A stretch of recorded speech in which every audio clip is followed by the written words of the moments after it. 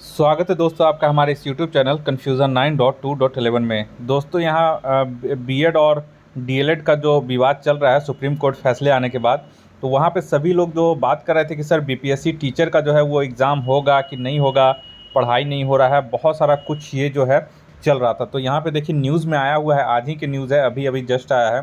तो यहाँ पे बोला कि सुप्रीम कोर्ट के फैसले के बावजूद बिहार में प्राथमिक शिक्षकों की भर्ती पर नहीं पड़ेगा कोई असर, शर्त न होने से बच गए बीएड वाले। अब देखिए सुप्रीम कोर्ट के फैसले के बाद क्यों नहीं इसका असर पड़ेगा। सबसे पहले तो जान लीजिए कि शिक्षा का जो विषय है वो समवर्ती सूची में आता है, यानी कि शिक्षा के जो है उस पर राज्य सरकार भी और केंद्र सरकार भी नियम बना सकते हैं, कानून बना सकते हैं। तो इसका जो है बीच का रास्ता आप लोग मान के चलिए कि निकल सकता है, ठीक है, और निकल ही जाएगा। तो देख लेते हैं पूरा कि क्या है। यहाँ पे बोला कि बीपीएससी के चेयरमैन अतुल प्रसाद ने 24 से 26 अगस्त के बीच होने वाली शिक्षक भर्ती परीक्षा आयोजन करने की बात कही है और हाल ही में आए सुप्रीम कोर्ट के आदेश के तहत उम्मीदवारों को किसी भी भ्रम में न रहने की अपील भी की है। तो इसका मतलब ये कह दिया गया है कि एग्ज़ाम जो है हर हाल में होगा और बीच का जो रास्ता है वो निकाल लिया जाएगा। तो रविवार को Bihar public service commission BPSC के चेयरमैन अतुल प्रसाद ने 24 अगस्त से 26 अगस्त के बीच राज्य भर में होने वाले शिक्षक भर्ती परीक्षा आयोजन करने की घोषणा की है और हाल ही में आए सुप्रीम कोर्ट के आदेश के तहत उम्मीदवारों को किसी भी भ्रम में न रहने की गुजारिश भी की है।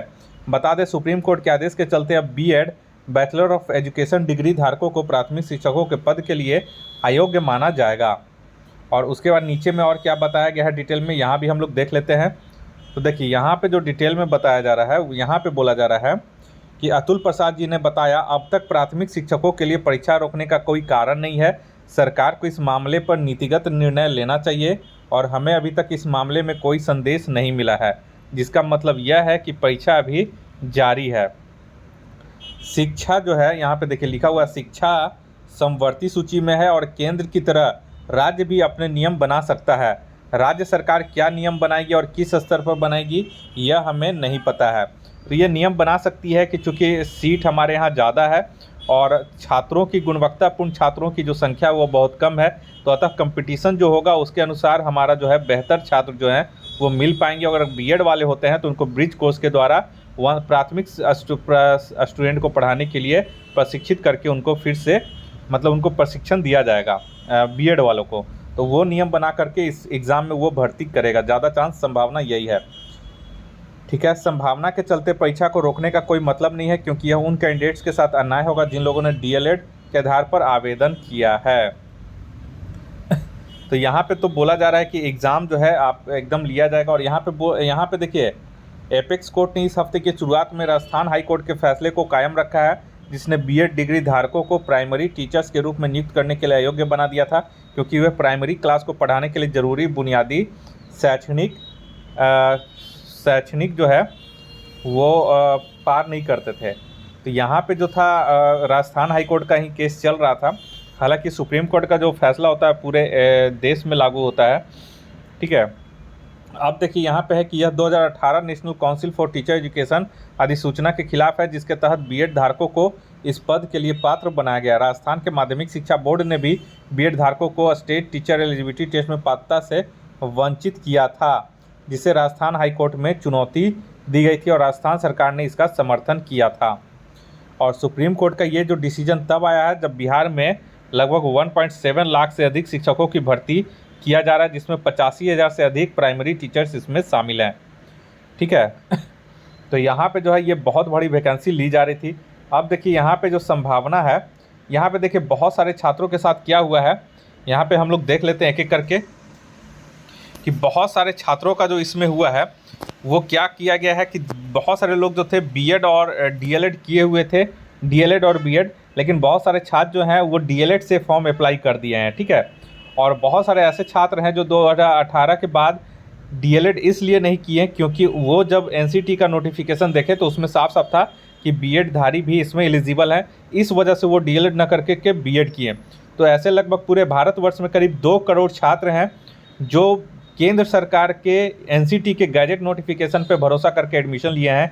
अब एक एग्जांपल से समझिए, अभी जो नेशनल एजुकेशन पॉलिसी है एनईपी वो 2020 लागू किया गया है, मान लीजिए अब 2020 लागू किया गया है। अब इसमें सारे यूनिवर्सिटीज़ इसके थ्रू एडमिशन ले रहे हैं बहुत सारे।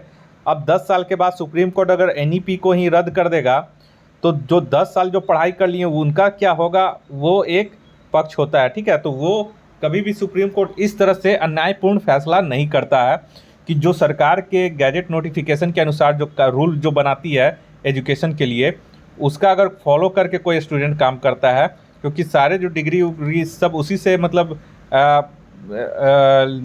सब लोग देख करके उसी का रूल फॉलो करते हैं, तो फिर वो जब अमान्य करेगा तो फिर उससे जो 5 साल जो बर्बाद हो गए तो उसका जो हर्जाना है, उसका जो क्षतिपूर्ति है वो कौन पूरा करेगा। तो इस वजह से रिव्यू पिटीशन में ये बात जाएगी, और जो अलाउ करेगा कि जो सेशन तक अलाउ कर देगा कि इस सेशन तक जो किए हैं उनको यहाँ पे अलाउ किया जाएगा।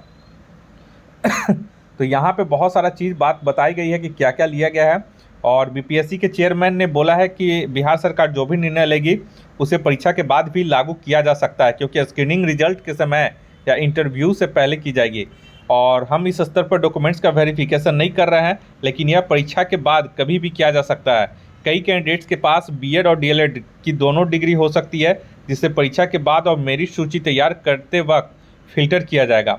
इन उम्मीदवारों को मौका देने से इनकार करने का कोई मतलब नहीं बनता, क्योंकि उन्होंने आवेदन करते समय केवल एक दस्तावेज़ दिखाया होगा।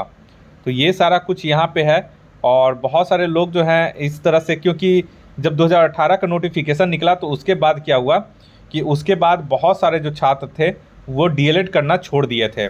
तो इसके वजह से डीएलएड में एडमिशन बहुत कम होना शुरू हो गया था, क्योंकि जब बीएड वाले को जब अलाउ कर दिया गया था तो 2018 के बाद सारे लोग फिर अब सोचे कि बीएड करके ही जब सारे में हमको एलिजिबल कर दिया जा रहा है तो हम क्यों बीएड करें, स्वाभाविक क्यों डीएलएड करें।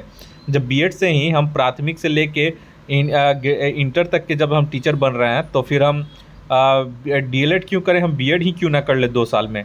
तो इस वजह से सब बीएड, ज़्यादातर बीएड लोग ही किए हैं। तो इस वजह से यहाँ पे जो था तो वो एक तरह से केंद्र सरकार और एनसीटी का है कि अब वो बीच का रास्ता ज़रूर निकालेगी, क्योंकि इससे करीब 2 करोड़ जो छात्र हैं वो प्रभावित हो रहे हैं। तो ये एग्ज़ाम अपने तय समय पे होगी। अगर आप लोग अभी तक तैयारी नहीं कर रहे हैं या फिर डिस्टर्ब हो रहे होंगे तो अब वो सब छोड़ दीजिए और अपनी तैयारी करना शुरू कर दें, क्योंकि एग्ज़ाम जो है अब वो 24 से लेकर 26 के बीच में होगी। इस वीडियो को देखने के लिए आप लोग का बहुत बहुत शुक्रिया। आपका दिन मंगलमय हो। धन्यवाद।